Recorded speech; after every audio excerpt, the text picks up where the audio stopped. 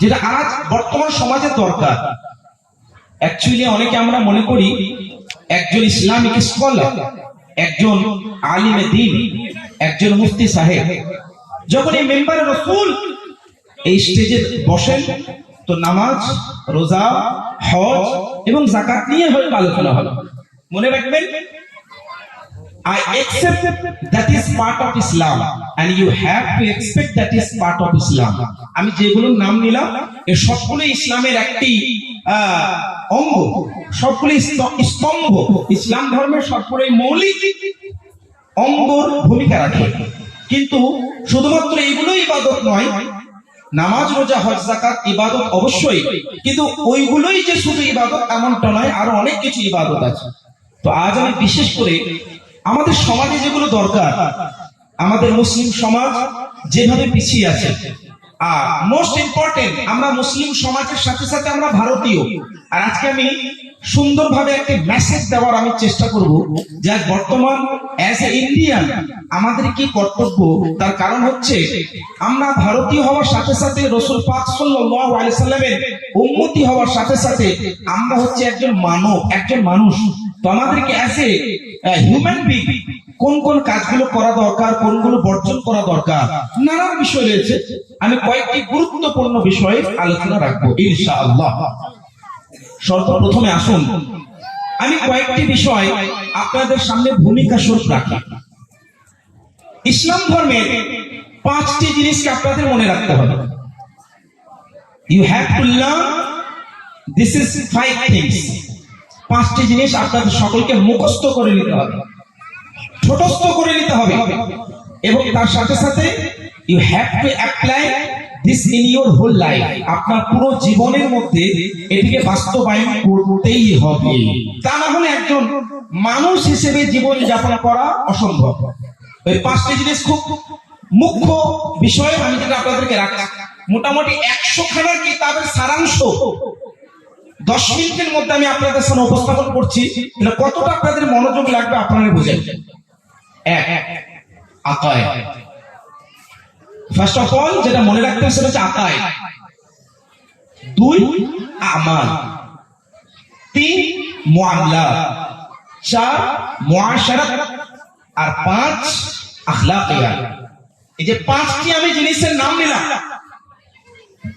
আপনারা বাংলা কোন কিতাব দেখলে 5টি বিষয় একই ভাবে একই সঙ্গে যেরকম ভাবে আমি উপস্থাপন করার চেষ্টা করব, সরকার আলা হযরত রাদিয়াল্লাহু আনহুর ফায়জানে কারামে যেটুকু বলার সৌভাগ্য আমি পেয়েছি বা বলবো, একটি কোন কিতাবের মধ্যে বাংলা বই বা উর্দু বই আপনাদের মধ্যে অনেকে হয়তো খুঁজে পাবেন না, যেহেতু আপনারা সাধারণ মানুষ।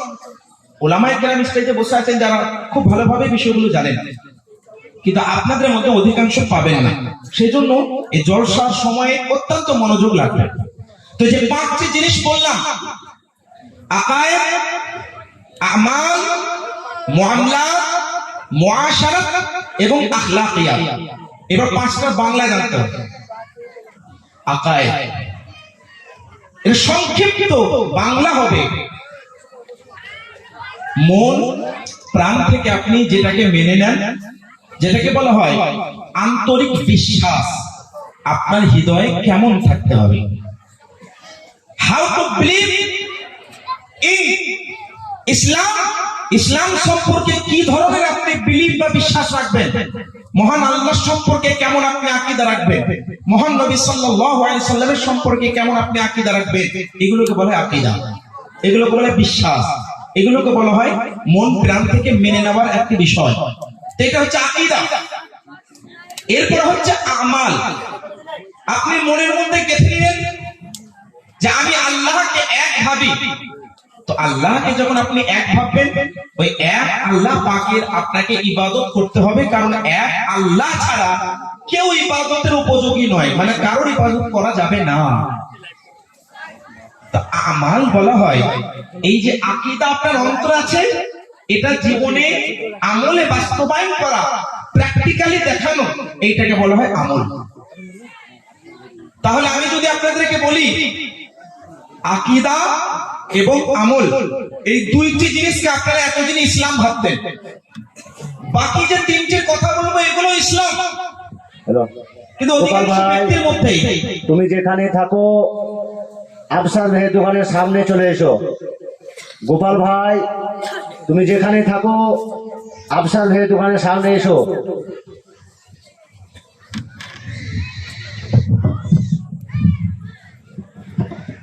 দরুদ পড়ুন, আল্লাহুম্মা সাল্লি আলা সাইয়্যিদিনা মাওলানা মুহাম্মদ ওয়া আলা আলিহি ওয়া আসহাবিহি ওয়া বারিক ওয়া সাল্লিম। সাল্লু আলাইহি সালাতান ওয়া সালামান আলাইকা ইয়া রাসূলুল্লাহ সাল্লাল্লাহু তাআলা আলাইহি ওয়া আলিহি ওয়া সাল্লাম। বিষয়টা বলছিলাম যে পাঁচটি ইবাদত, যেটা অনেকে হয়তো ইবাদত বলে গণ্য করে না বা জানে না, দুটিকে তো সবাই চেনেন, আকীদা এবং আমল। বিষয় বলছিলাম আকায়েদ এবং আমাল, এই দুইটিকে ইসলামের অঙ্গ ভাবা অনেকের মধ্যে আছে যে জানেন এই দুটি হচ্ছে ইসলামের একটি অঙ্গ, আকীদা এবং আমল। এরপর মুআমলাত বলতে যেমন জীবন যাপনের ক্ষেত্রে ক্রয় বিক্রয় করতে হয়, কোন জিনিস কিনলেন আবার কোন জিনিস বিক্রি করলেন, কারো কাছে আপনি কিছু ধার নিলেন আবার পুনরায় আপনি তাকে ফেরত দিলেন, এই সমস্ত কাজগুলো হয় না হয়। এই যে আপনার লেনদেন, এক অপরকে বললেন এটা নেওয়া এটা দেওয়া, এই যে নানান ভাবে আপনি বলছেন, এই কাজগুলোকে বলা হয় মুআমলাত। কাউকে দিলেন, কারো কাছ থেকে নিলেন, কাউকে বিক্রি করলেন, কারো কাছ থেকে ক্রয় করলেন, এগুলোকে বলা হয় মুআমলাত। এবার যেমনি ভাবে ইসলাম আপনাকে বলে আল্লাহর প্রতি আপনাকে এই ধরনের বিশ্বাস রাখতে হবে, রসুলের প্রতি এইভাবে আপনাকে আকীদা রাখতে হবে, আমলে যেভাবে বলা হয় নামাজ এইভাবে পড়তে হবে, রোজা এইভাবে রাখতে হবে, এগুলো আমল, তদ্রূপ মুআমলাতেও শরীয়তের বিধান আছে। এই যারা আজকে মাদ্রাসায় যে সমস্ত তলাবাই কেরাম এখানে বসে আছেন, যারা মাদ্রাসায় পড়ছেন, কুদুরি শরীফ থেকে শুরু করে নিয়ে আল হিদায়াহ পর্যন্ত মাদ্রাসার সিলেবাসে পড়ানো হয়। কিতাবুল বুয়ু, কিতাবুল মুজারা, কিতাবুল ইজারা, কিতাবুল ইজারা, এবং তার সাথে সাথে আরেকটি মোস্ট ইম্পর্টেন্ট যেটা অনেক মানুষ ভুলে বসে, সেটি হচ্ছে আপনার লেনদেন। সেক্ষেত্রে আপনার বাবুর রিবা, এই যে অধ্যায়গুলো, এই যে পরিচ্ছেদগুলো, এগুলো সব জায়গাতে সমস্ত মাদ্রাসায় পড়ানো হয়। কেন? কারণ এগুলো ইসলামের অঙ্গ, মানুষকে বুঝতে হবে। কাউকে কিছু ক্রয় করলে কারো কাছ থেকে কিভাবে ক্রয় করবো, কাউকে বিক্রি করলে কিভাবে বিক্রি করব, কাউকে ঋণ দিলে কিভাবে দেব, কারো কাছে নেব কিভাবে নেব, সমস্ত প্রসেস। তার কারণ আল কোরআনুল কারীম is complete code of life. পবিত্র কোরআন হচ্ছে আমাদের পুরো জীবনের ব্যবস্থা, নীতিমালা, যেটাকে দেখে আমাদের ফলো করতে হবে। তো মুআমলাত বুঝে নিলেন, প্রত্যেকটা ব্যাখ্যা করব কোরআন হাদিস দিয়ে, খালি আমি আপনাদেরকে ভূমিকা বলছি। এরপরে হচ্ছে মুআশারাত। মুআশারাত মানে হচ্ছে ভ্রাতৃত্ব। একজন আপনার ভাই রয়েছেন, তার সঙ্গে কেমন ব্যবহার করবেন, আপনার প্যারেন্টস আপনি কিভাবে তাদের সম্মান করবেন, আপনার মেয়ে তাকে কিভাবে লালন পালন করবেন, আপনার প্রতিবেশী তার সঙ্গে কিভাবে ব্যবহার করবেন, আপনার টিচার তার সঙ্গে আপনার কেমন ব্যবহার করা দরকার, এই সমস্ত কিছু বিষয় আপনাকে মুআশারাত এই অধ্যায়ের মধ্যে পড়ানো হয়। এটা ইসলামের একটা অঙ্গ। তো মুআশারাত বুঝে নিলেন, যেমন স্বামী তার অধিকার কি, স্ত্রী তার অধিকার কি, বাবা তার অধিকার কি, সন্তান তার অধিকার কি, এই সমস্ত কিছু বোঝা, সেটাকে অ্যাপ্লাই করা, এগুলোকে বলা হয় মুআশারাত।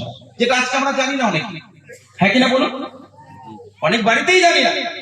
এটা জানি যে আকীদা কি, আমল কি, কিন্তু মুআমলাত তো বুঝি না, মুআশারাত তো বুঝি না।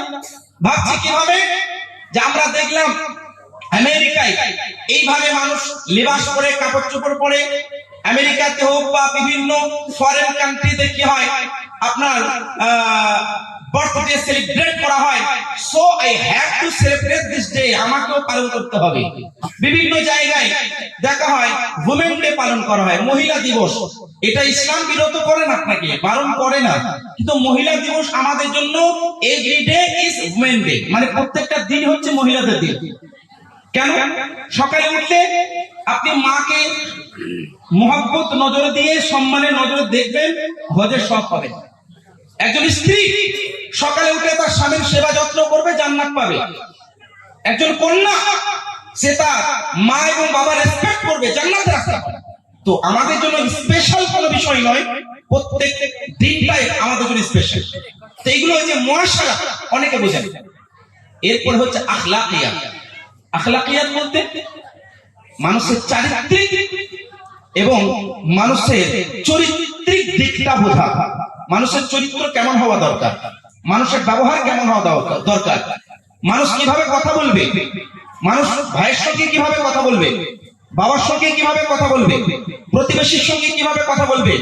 এক কথায় বলতে পারি এভরিথিং আমাদেরকে ইসলাম শেখায়।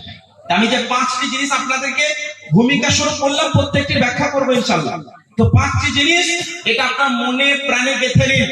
এই 5টি হচ্ছে ইসলামের স্তম্ভের মতো: আকায়েদ, আমাল, মুআমলাত, মুআশারাত এবং আখলাকিয়াত।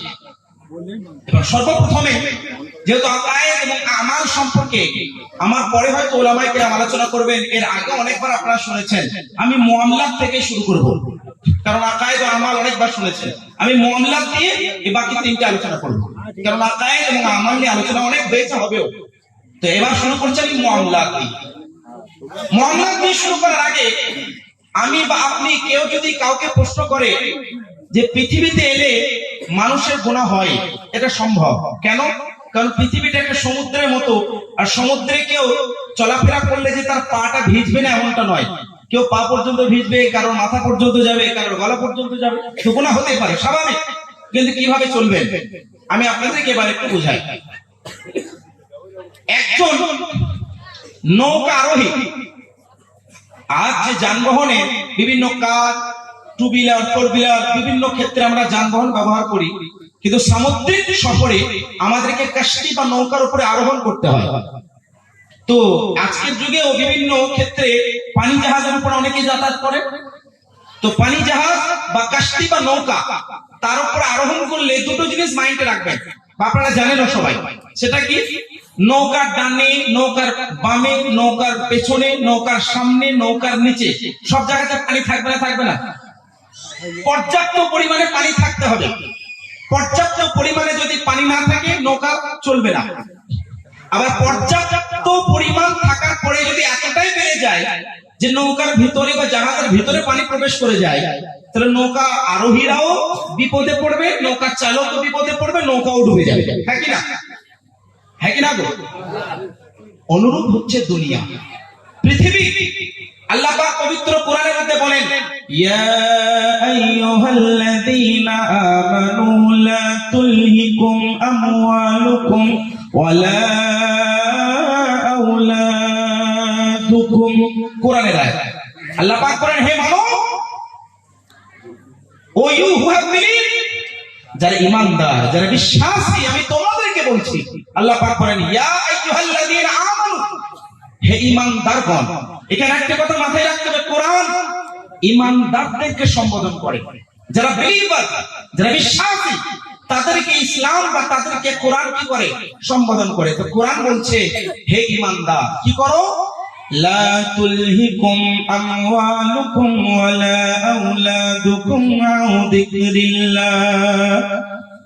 হে ঈমানদার, তোমাকে তোমার মাল সম্পদ এবং তোমার সন্তান সন্ততি আল্লাহর জিকির থেকে যাতে তোমায় বিমুখ না করে দেয়। ওয়ামান ইয়াফআল যালিক, আর যে সমস্ত ব্যক্তিরা এই সমস্ত কাজগুলো করবে, মানে তার সন্তান সন্ততি বা তার মাল সম্পদ তাকে আল্লাহর জিকির থেকে বিমুখ করে দিল, ওই ব্যক্তির জন্য আল্লাহর আযাব অপেক্ষা করছে। এখানে দুটো জিনিস মনে রাখবেন। আল্লাহ পাক কোরআনে বললেন, তোমাদের সন্তান সন্ততি এবং তোমাদের সম্পদ তোমাদেরকে আল্লাহ থেকে যাতে গাফেল না করে দেয়। তার মানে সন্তান এবং সম্পদ এমন দুইটি জিনিস, যে দুইটি জিনিস মানুষ এত লিপ্ত হয়ে যায় দুইটি জিনিসে, যে মানুষ আল্লাহর জিকির থেকে গাফেল হয়ে যায়। হ্যাঁ কিনা? কোরআনে আরেক জায়গায় আল্লাহ পাক বলেন, ইন্নামা আমওয়ালুকুম ওয়া আওলাদুকুম ফিতনাহ, মানুষের নিশ্চয় তোমাদের সম্পদ, তোমাদের মাল ও দৌলত এবং তোমাদের সন্তান সন্ততি তোমাদের জন্য ফিতনা। এটা বুঝতে একটু অসুবিধা হবে। অনেকে হয়তো বলতে পারেন, হুজুর, I didn't mean দিস আয়াহ আমরা বুঝলাম না কোরআনের অর্থটা কি, কোরআন কি বলতে চায়। আমি একটু উদাহরণ দিই। আজ মানুষ সংসার জীবনে জীবিকা উপার্জন না করলে চলবে না, জীবিকা উপার্জন না করলে মানুষের সংসার পরিচালিত হবে না। তো জীবিকা উপার্জন করার জন্য মানুষ টাকা অর্জন করে, উপার্জন করে, লিপ্ত হয় নানান কাজে, ব্যবসা বাণিজ্যে। কিন্তু এতটা যদি লিপ্ত হয়ে যায় যে নামাজের ধার ধারে না, রোজার ধার ধারে না, যাকাতের ধার ধারে না, হজের ধার ধারে না, তো তার মাল সম্পদটা তাকে আল্লাহ থেকে কি করলো, গাফিল করে দিল। তো এমন সম্পদ, এমন মাল ও দৌলত আল্লাহ পাক পছন্দ করে না। আল্লাহ রাসূল সাল্লাল্লাহু আলাইহি সাল্লাম ইরশাদ করেন, একদা আল্লাহ নবী যাচ্ছিলেন সাহাবা বর্গদেরকে নিয়ে রাস্তায়। হঠাৎ করে রাস্তার ধারে দেখছেন যে একটা ছাগলের বাচ্চা, যার কানটা কাটা আছে এবং মরে গেছে, পড়ে আছে, পচে গিয়ে গন্ধ বের হচ্ছে। আমি আপনি কেউ যদি এইরকম ভাবে রাস্তা দিয়ে হেঁটে যায় আর এইরকম যদি একটা ছাগলের মরা বাচ্চা যার কান কাটা তাও পচে গিয়ে গন্ধ বের হয়, আমি আপনি কি করবো গো? তাড়াতাড়ি সরে যাবে যাতে গন্ধটা আমাদের নাক পর্যন্ত না আসে, হয় কিনা? বাট মহান নবী সাল্লাল্লাহু আলাইহি সাল্লাম ওই গন্ধ, দুর্গন্ধযুক্ত একটি মৃত বাচ্চা, ছাগলের মরা পচা কান কাটা বাচ্চাটাকে দেখে আল্লাহ নবী সাহাবাদেরকে শিক্ষা দিচ্ছেন, লেসন দিচ্ছেন। সাহাবাদেরকে বলেন, হে আমার সাহাবীরা, এটা কি? বলছেন, ইয়া রাসূলুল্লাহ, ছাগলের মরা বাচ্চা, কান কাটা, গন্ধ বের হচ্ছে। তো আল্লাহ রাসূল সাল্লাল্লাহু আলাইহি ওয়াসাল্লাম বললেন, তোমাদের মধ্যে কেউ আছো যে ছাগলের বাচ্চাটা 1 দিরহামের বদলে ক্রয় করবে? তো সাহাবা বর্গরা বলেন, ইয়া রাসূলুল্লাহ, এরকম মরা বাচ্চা, এই পচা দুর্গন্ধযুক্ত কেউ তো কিনবে না, কেউ কিনবে না, কেউ এটাকে পছন্দ করবে না। আল্লাহ নবী বলছেন, এ আমার সাহাবীরা, যেমনি ভাবে কেউ কোনো ব্যক্তি, কোনো দুনিয়াবী মানুষ এই দুর্গন্ধযুক্ত ছাগলের মুর্দার বাচ্চাটাকে ক্রয় করবে না, যেমনি ভাবে এইটার কোনো মূল্য তোমাদের কাছে নেই, যেমনি ভাবে এই জিনিসটার কোনো দাম তোমাদের কাছে নেই, এই পুরো পৃথিবী জগৎটা আল্লাহর কাছে এই রকম মূল্য নেই। তাহলে দুনিয়ায় থাকতে হলে কিভাবে থাকতে হবে? যেমন নৌকার চতুর্দিকে পানি থাকলে ঠিক আছে, কিন্তু নৌকার ভিতরে পানি চলে এলে অসুবিধা আছে। আল্লাহ পাক আমাদেরকে শরীর দান করেছেন, দিল দান করেছেন। আপনার শরীরটা, আপনার হাতটা, আপনার পাটা, আপনার চোখটা, আপনার মাইন্ডটা, সবকিছু যদি দুনিয়ার সঙ্গে যুক্ত থাকে, নো প্রবলেম, কোনো অসুবিধা নেই। আপনার হাত, আপনার পা, আপনার চক্ষু, আপনার দিমাগ, আপনার সবকিছু যদি পৃথিবীর সঙ্গে যুক্ত থাকে, নো প্রবলেম।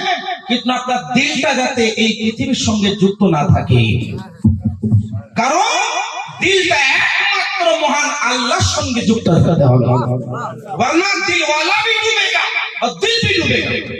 সেই জন্য পৃথিবীটাকে এইভাবে দেখতে হবে যে পৃথিবী আপনার সন্তান, সন্ততি, মা, বোন, স্ত্রী এবং সমস্ত জীবিকা উপার্জনের মাধ্যম, ব্যবসা বাণিজ্য, বাড়ি গাড়ি, টাকা কড়ি সবকিছু আছে, আপনার দিলের সঙ্গে কানেক্টেড যাতে না হয়। যদি কানেক্টেড হয়ে যায়, ইউ উইল বি ফিনিশ, আপনি শেষ হয়ে গেলেন, আপনি খতম। তার কারণ দিল, তার সম্পর্ক একমাত্র আল্লাহ এবং তার রাসূলের সঙ্গে যুক্ত থাকতে হবে। You have to believe in Allah, in Prophet Muhammad sallallahu alaihi wasallam by your heart. আপনার অন্তর, আপনার কলব, আপনার মন প্রাণ একমাত্র আল্লাহ এবং তার রাসূলকে আঁকড়ে ধরবে। এইটাই হচ্ছে দিলওয়ালার কাজ।